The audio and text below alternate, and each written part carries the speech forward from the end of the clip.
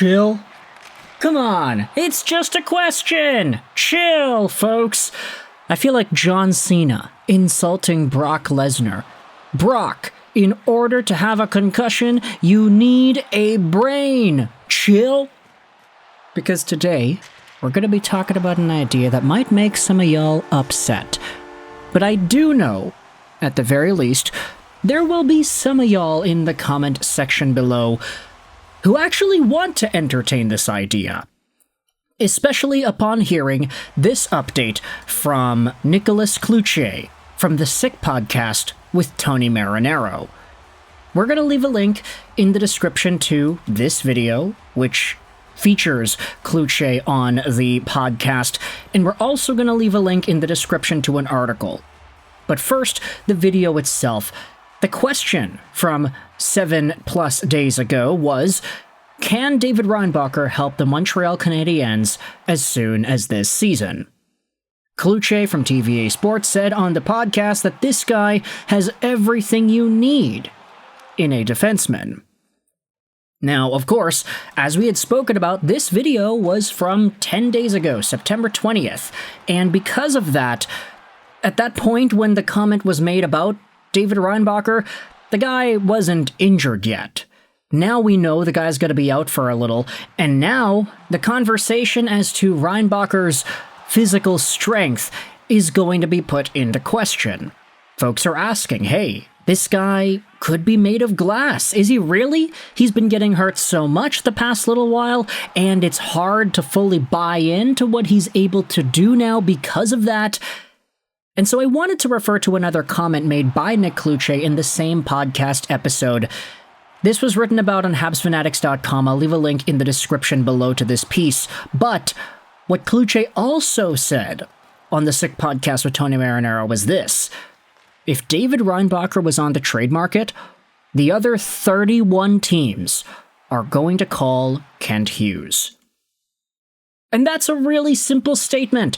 Essentially, Cloutier is saying that every NHL team would be interested in this guy should he be put onto the trade market. Now, I understand that the comment here was made 10 days ago.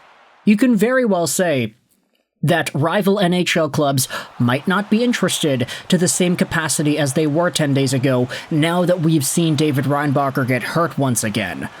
But I do kind of question, if this guy is so valuable, if he still has some sort of 5th overall caliber aura attached to his name, and if other NHL teams believe in that, I kind of have the question, is it appropriate for Montreal to start thinking about trading this guy? This is, of course, exacerbated even further because of the injury he had sustained. I think a lot of Canadiens fans have sort of let that idea seep into the back of their minds that, hey, this guy might not be a Montreal Canadien for the long haul if he's not able to stay healthy. That was always going to be a sticking point heading into this season. It was, hey, did Reinbacher recover properly? And also, is he going to progress properly after that recovery? And we heard from Reinbacher himself. He had an interview before the preseason and even training camp began saying, yeah, I'm feeling 100%. He's feeling really good. And to be fair, even though the health was up to snuff, the progression wasn't necessarily so. I think a lot of Canadiens fans watching the preseason still said to themselves, hey, this guy could probably use some more AHL development time. It's not like he's 100% ready yet, but that's fine. David Reinbacher was drafted just a few years ago after all. Defensemen can take time to develop, and while it is true that you can say David Reinbacher's has been a lot slower compared to other defensemen taken in the same range the past few years, he still does have pedigree due to his draft position, and he has the benefit of the doubt. That's the biggest thing that's been holding him up in high regard, I would say. It's that draft status, and it's the belief that Canadiens fans have in him to overcome the injuries he has had. But now he's injured again, so it begs the question one more time. This is another in a series. Do you start to think about trading him? Do you start to evaluate what other NHL teams would willingly give up to get him? And do you start asking yourself if it's worth it for you to go down that path? It's true, the Montreal Canadiens were not in a position of strength heading into the summer on the right side. There were too many guys there and not really too many needle movers, like Justin Barron, okay, he was fine. Logan Mailloux, okay, he was fine. David Reinbacher, okay, he was recovering from getting hurt, so it's a bunch of fine, and Alexandre Carrier was there, and David Savard retired, so there was somewhat of an issue on the right side. But then the Habs ended up getting Noah Dobson, and you can say what you want about whether or not he's been fine or not, but he does provide a very calming presence to that right side blue line. David Reinbacher, he's now in a spot where there's no more Justin Barron, but with Carrier, Struble, another one of these left-handed guys potentially being able to switch over to the right, like a Lane Hudson, for example, so he can play with Caden Gooley, I think it does open the door to potentially thinking about David Reinbacher's projectability long-term and whether or not it actually will be useful. Like, if you can keep Carrier, Dobson, and Hudson on the right side, everybody is happy, then is there even going to be a spot for David Reinbacher, assuming he does get better and he does fix himself up and establish NHL caliber play? I would understand if you start to think that this guy was trade bait, even if you don't think about the roster, even if you just think about the injuries. Hey, this guy's made of glass, let's trade him. And so hearing this, that apparently his value is so high that all 31 NHL teams would be calling about him, it does kind of pique my interest as to whether or not a Reinbacher trade is really worth exploring, talking about, and thinking about. And I want you to let me know your thoughts in the comment section below. Are you in the same boat?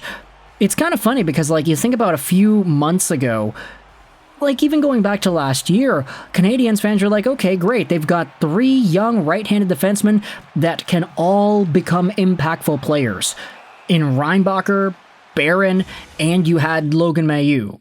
What are the odds that all 3 of them are gone by the start of the season a year from now? Like, Habs fans would have freaked out if you had said that, yeah, Noah Dobson came in. Firstly, that's a really big get. But then secondly, it's like, yeah, Logan Mailloux's gone.